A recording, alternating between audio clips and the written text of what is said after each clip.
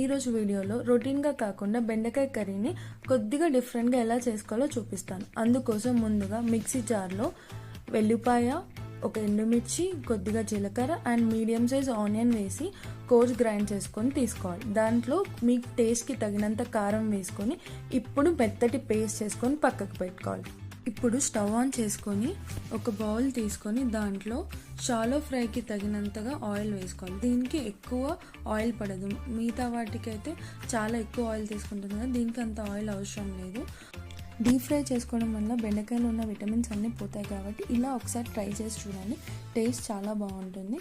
Next దీంట్లోకి cut చేసి పెట్టుకున్న బెండకాయలని పసుపు అండ్ సాల్ట్ వేసి కొద్దిగా మగ్గాక ఇందాక పేస్ట్ చేసుకున్న పేస్ట్ని వేసి ఒక 5-10 మినిట్స్ లో టు మీడియం ఫ్లేమ్లో ఉంచి పైకి తేలే వరకు కుక్ చేసుకొని సర్వ్ చేసుకోవడమే. దీంట్లోకి చపాతీ అండ్ రైస్ కాంబినేషన్ చాలా బాగుంటుంది.